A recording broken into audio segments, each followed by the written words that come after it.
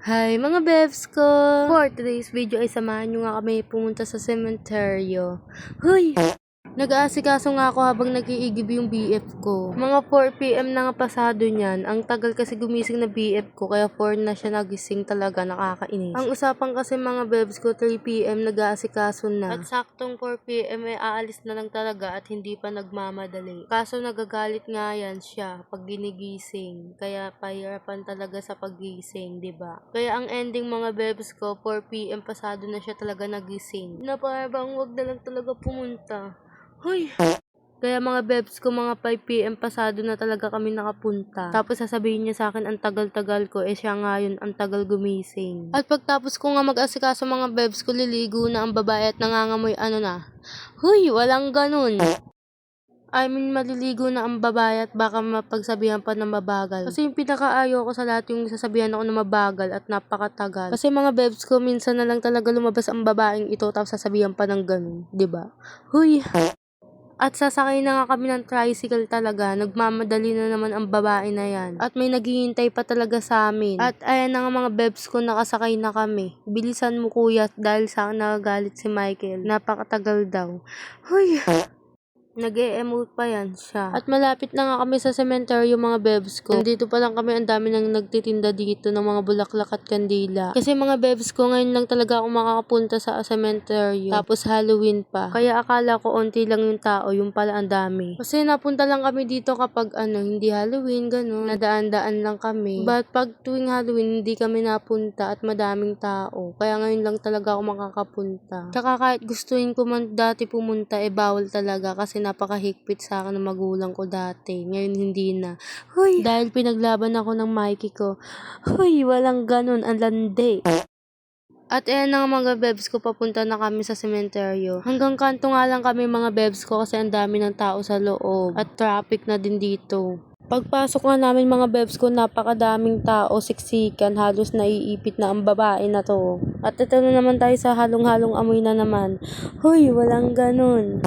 Papunta pa nga lang ako mga bebs ko, mukha na akong pauwi dahil sa sobrang init at pawis na pawis ang babaeng ito. Halos hindi na nga kami makaalis dito. At nakita ko nga si Tomboy Bibo, 'di ba, naiyak na siya at naiipit na nga yan siya. At may naamoy na ang Tomboy Bibo na yan, kawawa.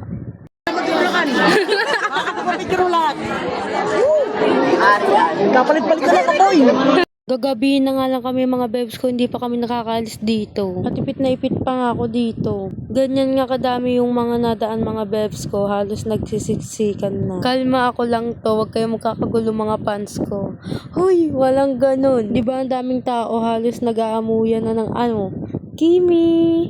Sumorkat nga kami kanina mga bebs ko, kaso dito din pala yung baksak namin sa madaming tao. Ang ending, nakipagsiksikan na lang talaga kami. Kaya ayan mga bebs ko, napulit kami ng malulusutan. Kasi mga bebs ko, nakuwento sa akin ng BF ko na dati, dito siya natambay. Nakuha sila ng kandila, tapos papatunawin daw nila, tapos ititinda nila ng kaibigan niya. At ayun na nga, iniwan na ako ng BF ko, napakabilis maglakad. At ako naman nagpo-focus dahil naka-vlog ang babae. At nakadating din sa wakas. Ginabi na lang talaga ng malala ang babaeng itech. At ayan ang mga bebs ko, panaisindi sila sa kandila at namamatay. At mahangin nga ni. At kapag naalala ko nga yung nanay at tatay ko, naiiyak na lang ang babae. Kasi naalala ko nung bago pa mamatay yung tatay namin, hinintay niya muna kami dumating sa bahay. Kasi nandun kami sa bahay ng mama ko. Tapos panitawag na yung pinsang ko na nangihina na daw yung tatay namin. Kaya nagmadali kami at nagpunta kaagad-agad. At pagpunta nga namin doon mga bebs ko, doon na nga hindi nahinga yung tatay namin. Hinintay lang talaga dumating kami. At itong ang kapatid ko ayaw magpaawat. Gutom na daw siya. Nagkakainan na nga sila dyan mga bebs ko, kami lang hindi. Lalo na ako at diet ako.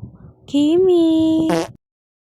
At panaiinom na nga lang ako ng tubig at uwaw na uwaw ang babae. Sabi nga ng kapatid ko, sali daw siya sa vlog, kaya sinali ko. Hi guys! Welcome to my vlog. Sabi ko, dadalawin ko yung puso ko na patay sa kanya. At panihugot lines nga yung kapatid ko dyan. Sino ba yung pinatatamaan mo dyan? Si Andre ba? Uy, walang ganun.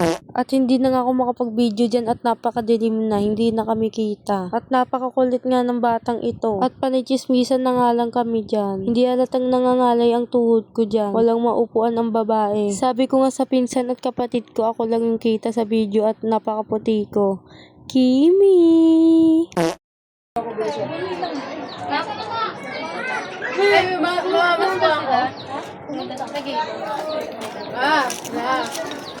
Diba kami lang yung pinakamaingay dyan. Tapos mga bebs ko, may ikukwento pa ako sa inyo. Nung nalibing na yung lolo ko mga bebs ko, yung lola naman namin yung namatay. Parang nanghina na din siya ganun. Naalala ko pa nung mga bebs ko birthday niya, nanghihina na siya nun at nakahiga na, hindi na makatayo. Hinandaan namin siya ni mama. May handa siya nung birthday niya at kinakantahan ko siya. Kasi mga bebs ko, singer talaga yung lola at lolo namin. Kaya ako, singer ako tsaka dancer. Tapos naalala ko nung birthday ng lola namin, kinakantahan ko siya. Kasi mga bebs ko, gustong gusto niya nakanta ako. Basta mga bebs ko, masaya pa kami noon. Kinakantahan pa namin siya ng happy birthday.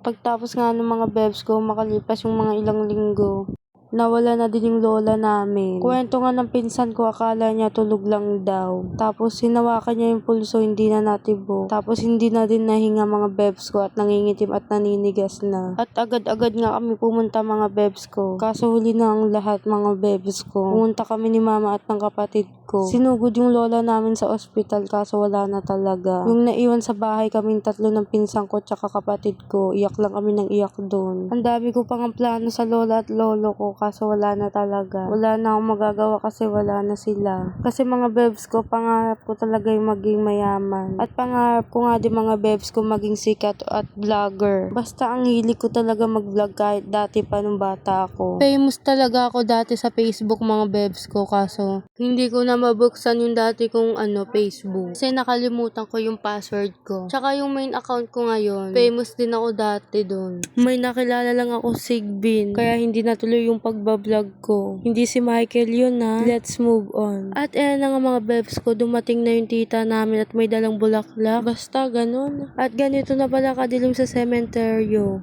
Yung makikita mo na lang talaga yung mga kandila at yung mga tao. Hoy!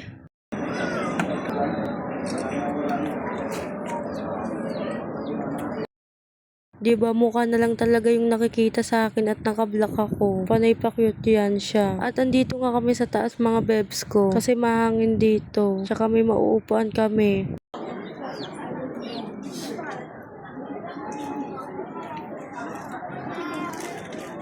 At ayun nga mga bebs ko, kumain kami ng tinapay, diba? Tawang-tawa pa yung BF ko. Mga bebs ko, pasensya na sa boses ko kung mahina. At tulog na yung mga tao dito at yung BF ko. Sarap na sarap ang babae na yan, oh. Panay nguya.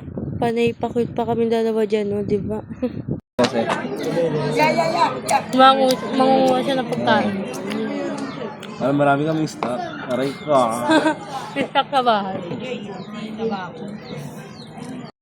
Kain mga bebs ko. Tinapay muna yung kinain ko at hindi pa ako gutom. At kanina nga mga bebs ko, may mga lalaking pasaway dito. Kaya inis na inis ang abab na to. At ayan na nga mga bebs ko, nakaupo lang kami, nagkukwentuhan kami ng BF ko tsaka mga kaibigan ko.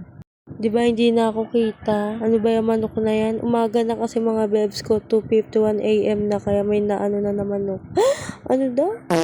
At ayun na nga mga bebs ko, nagutom na yung BF ko. Kaya kumain muna siya bago kami umuwi. Dito ay nagkakainan na at uuwi na kami at anong oras na. 9 PM na nga, andito pa din kami. At ako ay nagbo-voice over pa. 2 AM na, inaantok na din ako.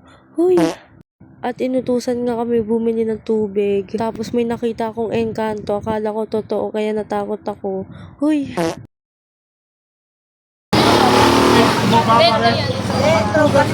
At ayan na nga mga bebs ko, bumili na kami ng tubig. At nabili din tong nakakatakot na to. Halos lahat ng dumadaan kanina sa sementeryo ay natatakot sa kanya pag nakikita siya. Kahit naman ako, nagugulat talaga. Inayos nga lang yung mga dalang gamit at uuwi na kami. At ayan na nga, pauwi na kami mga bebs ko. At yun lang mga bebs ko, happy Halloween nga pala sa inyo. Shoutout nga pala sa mga nag-ghost dyan. Kimi!